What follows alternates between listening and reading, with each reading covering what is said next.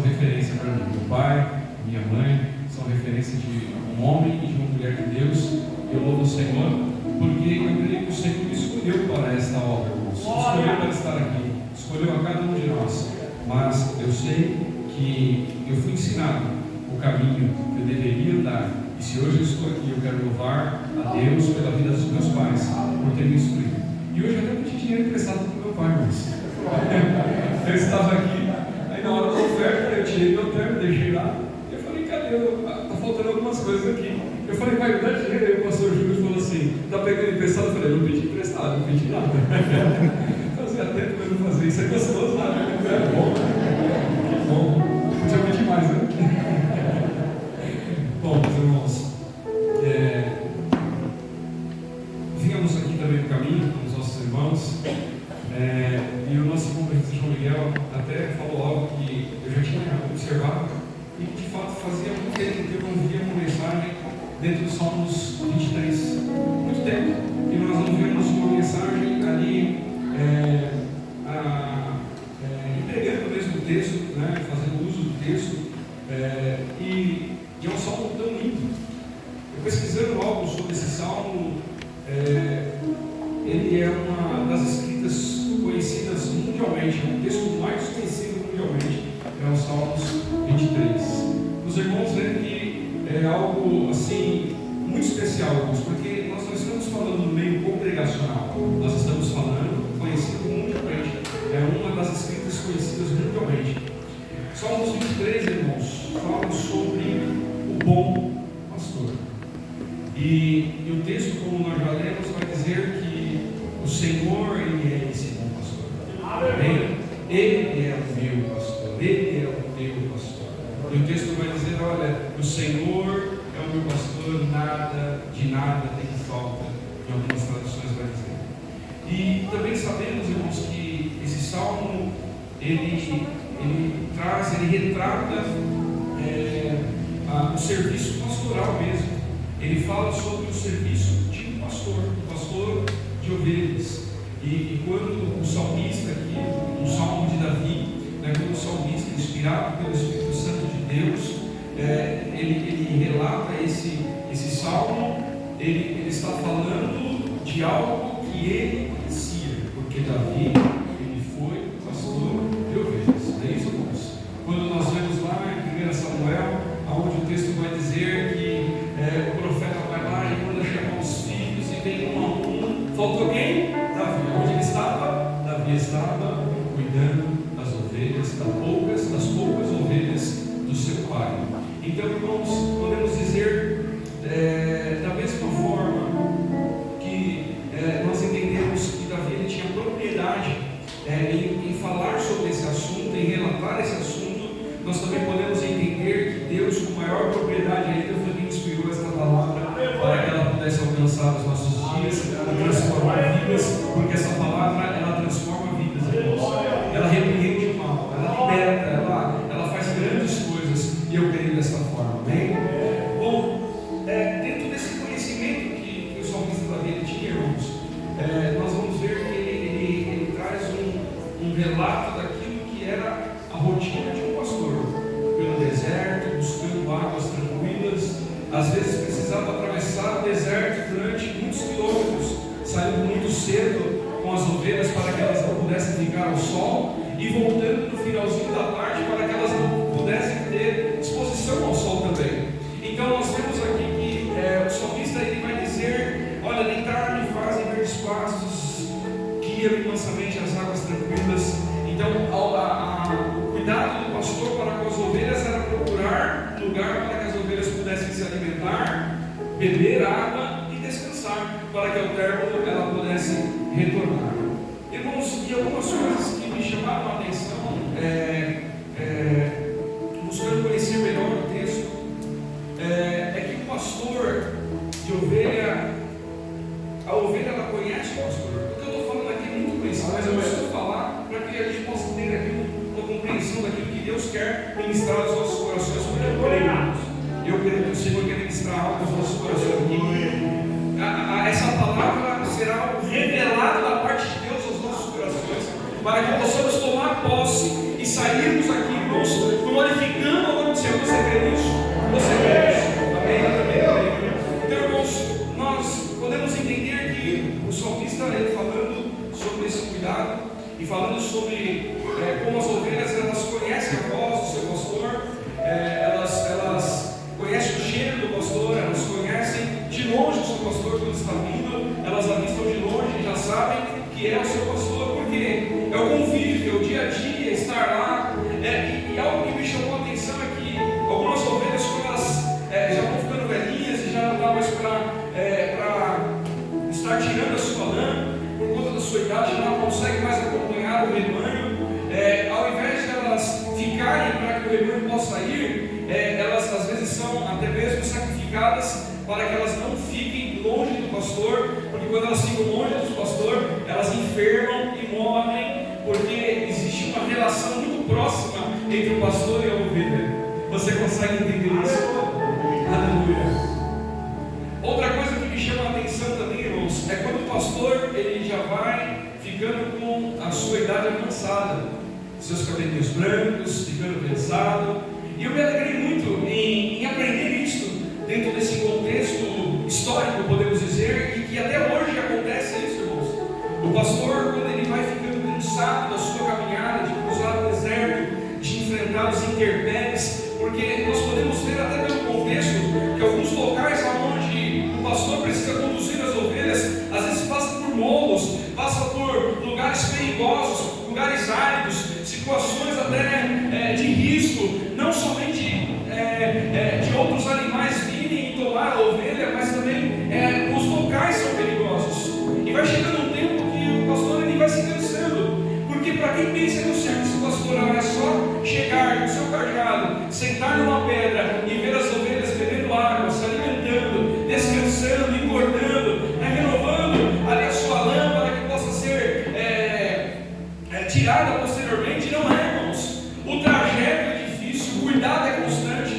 E algo que me chamou a atenção, e eu aprendi quando eu estava estudando, é que quando o pastor ele vai ficando cansadinho, vai ficando velhinho, ele já coloca um novo pastor, e geralmente, até nos dias de hoje acontece, geralmente é um pastor mirim, é um co-pastor, é aquele que começa novinho, mas ele já vai se interagindo com as ovelhas. Às vezes um adolescente de 12, 13 anos, 14, ele já começa a acompanhar aquele pastor veterano, e a partir do momento que ele vai caminhando junto, que eles vão tendo ali esse entrosamento das ovelhas, ele começa a servir as ovelhas, ele começa a cuidar das ovelhas perto do pastor, e as ovelhas elas começam a se afeiçoar a esse pastor, a esse jovem pastor, e quando o pastor se ausenta, elas não sentem a saudade, porque houve alguém que ocupasse aquele lugar, e aí as ovelhas passam a conhecer aquele pastor, e passam a caminhar juntamente com aquele pastor.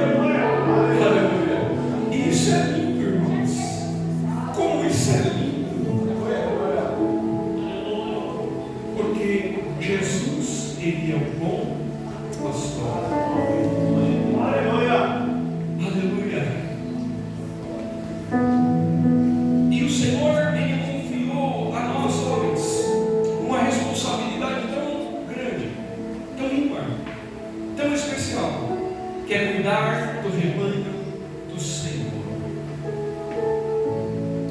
Esse rebanho, por mais que aquele pastorzinho ele esteja caminhando ali, ele está auxiliando, ele está ajudando, para que um dia ele possa assumir aquele rebanho da continuidade, mas aquele rebanho continua tendo um dono. E por mais que aquele pastor fique durante períodos distantes, porque a idade já foi avançada, mas quando ele vai visitar aquele rebanho, quando ele vai visitar aquelas ovelhas, elas reconhecem ele e chegam perto do pastor, porque criou um laço de intimidade, um laço de confiança. Meus amados, eu louvei ao Senhor por compreender isto, porque o nosso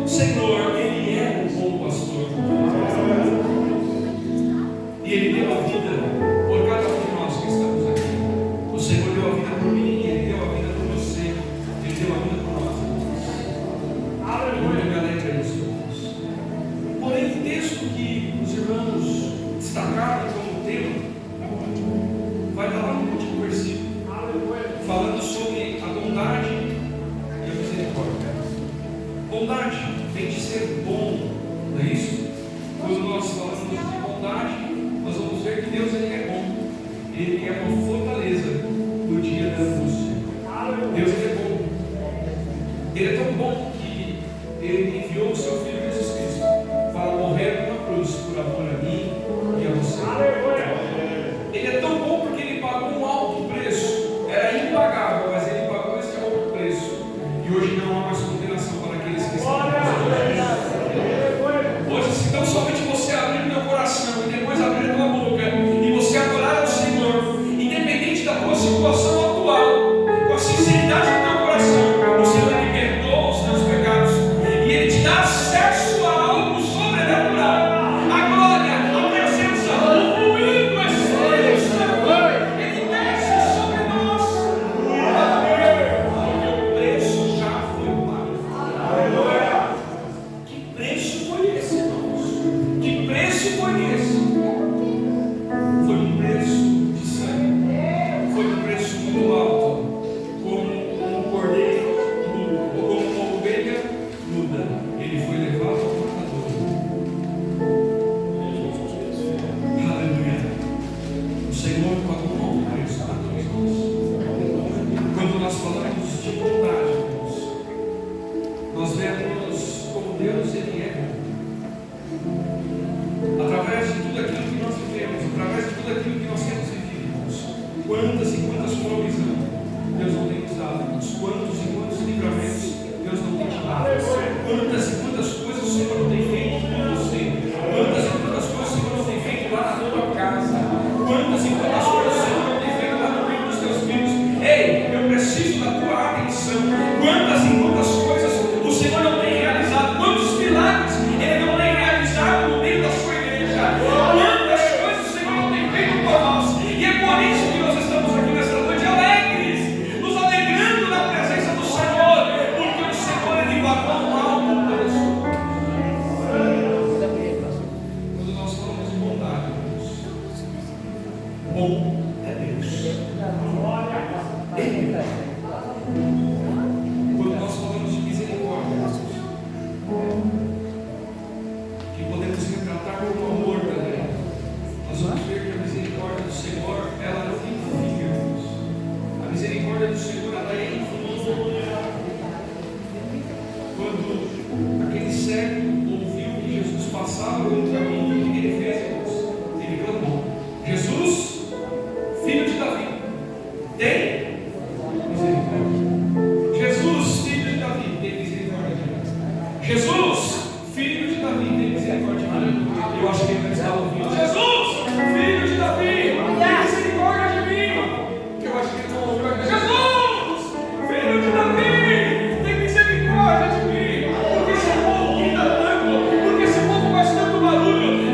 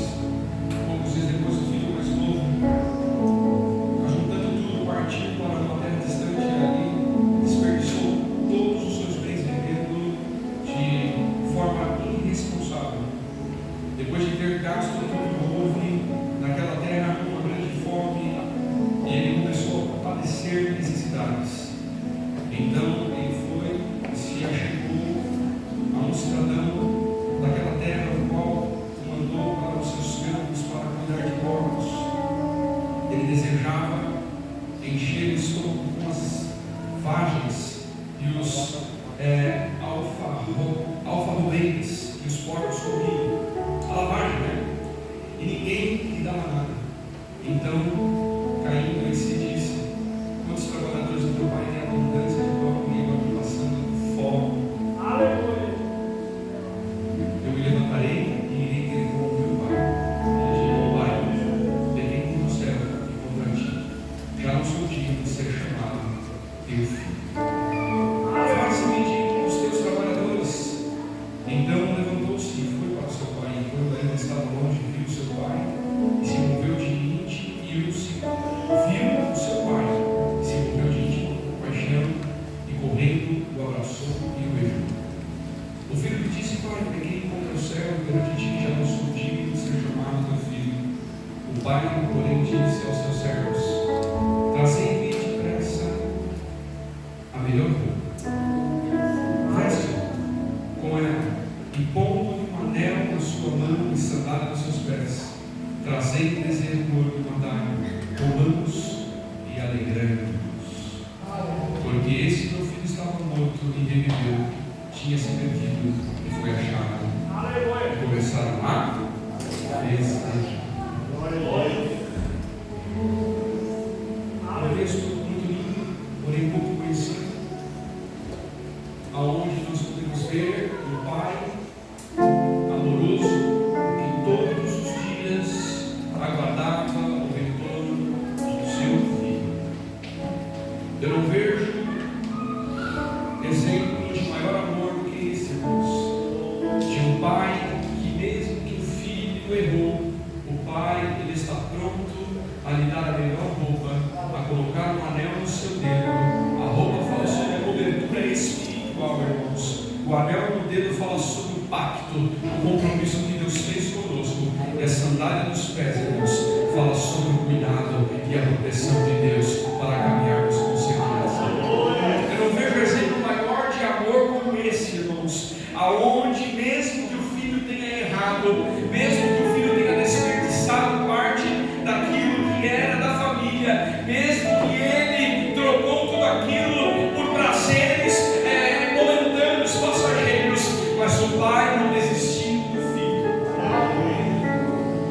De fato, irmãos, quando eu estava meditando nesta palavra, nesse Salmo 23, vendo sobre a bondade e misericórdia e bondade, algo me chamou muito a atenção, porque nós podemos compreender, irmãos, que a bondade e a misericórdia é como se fossem dois alicerces muito bem profundos sobre a terra, de uma forma que dá uma sustentação muito grande para a sua igreja. Porque quando nós estamos aqui adorando ao Senhor, irmãos, nós podemos dizer que nós estamos desfrutando da bondade e da misericórdia do Senhor. Então nós podemos dizer que esses pilares, eles estão muito profundos, eles são uma base de sustentação para as nossas vidas, para que nós possamos caminhar em segurança, viver em segurança, desfrutar da paz que o Senhor nos dá, da alegria do Espírito Santo, da presença de Deus sobre as nossas vidas. Eu pertenço a uma instituição, irmãos, onde ela fala sobre dois pilares também, que é a hierarquia e a disciplina. Disciplina e hierarquia. Quando uma dessas bases ela é quebrada, existe algumas sanções disciplinares que acarretam sobre aqueles que transgridem ou que desobedecem esses pilares de sustentação.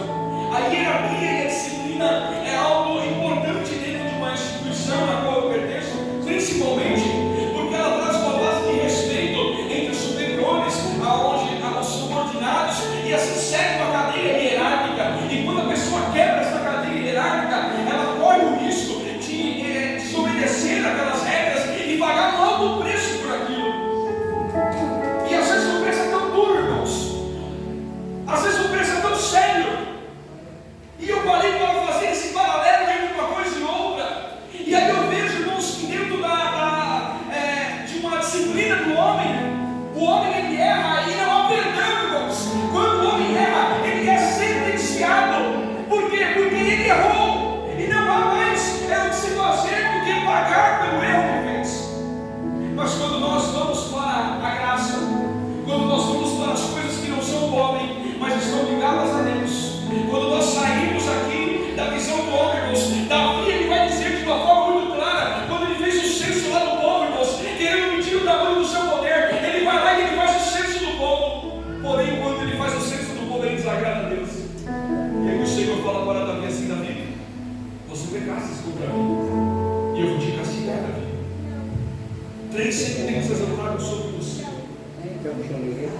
Você vai escolher. Ou a minha mão vem sobre o povo e eles vão passar um processo muito difícil. Ou a minha mão vai lá sobre a tua casa, ou a minha mão vai sobre você. Meus irmãos, Davi ele vai dizer assim: Senhor, eu sou pecador demais, Pai. O homem não tem perdão. Se a minha vida estiver nas mãos dos homens, irmãos, se a minha casa estiver nas mãos dos homens, certamente eu serei sem falta. Mas o Senhor é um Deus bondoso e misericordioso. Eu prefiro estar nas tuas mãos, Senhor, do que estar nas mãos dos homens. Porque o Senhor é um Deus misericordioso. Davi alcança a misericórdia do Senhor, irmãos. Quando nós temos aqui a visão do homem, as regras do homem, uma visão de Deus, a palavra de Deus, a Bíblia vai dizer: filhos, não pequeis, mas se pecares, você tem um advogado, junto ao Pai, que vai receber você. Isso é bondade, isso é misericórdia. Quando nós vamos, irmãos, para a palavra do Senhor, nós entendemos. Eu não teria tempo para estar aqui falando, mas eu gostaria ainda de trazer aqui uma citação que está em João 10 e 11, que vai dizer assim: eu sou o bom pastor e o bom pastor da sua vida entre as ovelhas. Quando João ele vai dizer essa palavra, quando essa palavra se revela, irmãos, está mostrando o projeto de Deus para a humanidade, o amor de Deus para com a sua noiva e o pacto de Deus para com a sua noiva, porque o bom pastor ele deu a vida por nós, irmãos. Ele já pagou o preço, o preço já está pago. Não há o que você faça que justifique a bondade e a misericórdia de Deus sobre a tua vida. Eu não estou dizendo que você não deve buscar, irmãos, porque só alcançarão aqueles que perseverarem até o fim. É perseverar até a morte para receber a coroa da vida eterna. Então não confunda a minha ação com a bondade de Deus sobre a minha caminhada na fé, porque muitos confundem isso e dizem: olha, eu não tenho mais necessidade de estar na casa do Senhor, eu não tenho mais necessidade de buscar a presença de Deus, porque o preço já foi pago e o que eu fizer não vai mudar o cenário ou a sentença sobre a minha vida. Mas eu quero te dizer uma coisa: sim, porque você tem o livre-arbítrio, e dentro do livre-arbítrio nós temos a oportunidade de escolher se nós queremos ou não queremos a presença de Deus sobre as nossas vidas. Isso é muito sério, isso é muito importante. Porém, irmãos, agora nós desfrutamos de uma graça, nós desfrutamos de um amor tão grande, irmãos. A Bíblia vai dizer que um dia tudo isso aqui vai passar, irmãos. Essa alegria toda de falar em mistérios, revelação, profecia, porque a palavra ela vai se cumprir, irmãos.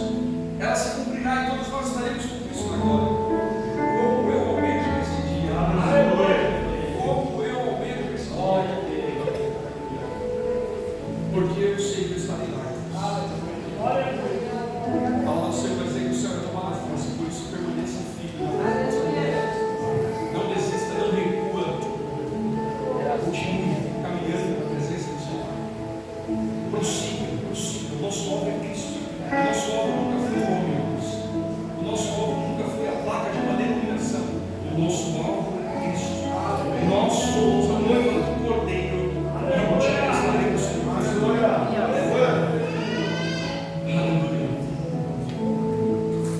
Aleluia.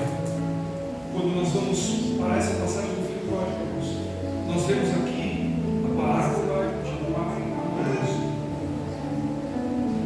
Vemos aqui a parábola de um bom pai. Um pai que mesmo que o filho errou, mesmo que o filho falhou, mas o pai estava disposto a dar uma nova oportunidade. Receba essa oportunidade do Senhor. Sabe por quê, irmãos? O Espírito Santo me revela aqui, irmãos. O inimigo tem procurado de todas as formas lançar sobre o teu rosto o teu pecado, te acusando, falando o quanto você é indigno, o quanto você não é merecedor.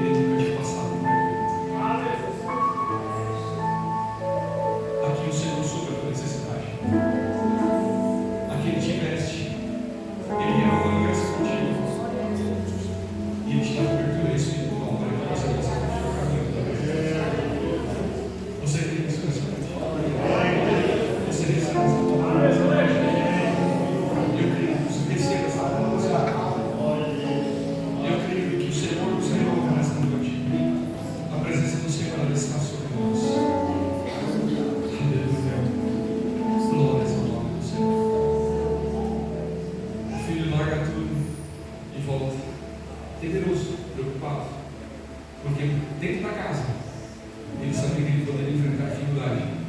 E uma das dificuldades era o seu irmão não entender. Talvez tantas coisas passaram na sua mente, mas mesmo assim, a necessidade fez que ele voltasse. Talvez a necessidade te trouxe até aqui. E o pai está te dizendo assim: olha, filho, foi a necessidade que te trouxe. Foi a sua que te recebeu. Foi a fome que te trouxe. Mas eu sou alimento. Talvez a vergonha fez com que você ficasse muito mais tempo do que você suportaria. Mas o Senhor está dizendo nessa noite: filho, descansa no teu coração, porque eu não julgo você pelo que você fez. O meu amor é muito maior do que tudo. O meu amor vai além de tudo. Meu amor vai além do teu pecado. Meu amor vai além da tua falha. Meu amor vai além dos teus erros. Aquilo que você perdeu não se compara com quem você é. Aquilo que você gastou absolutamente, aquilo que você talvez lançou sobre as trevas e não tem mais como recuperar. Deus está falando: ei, o mais importante é você. O mais importante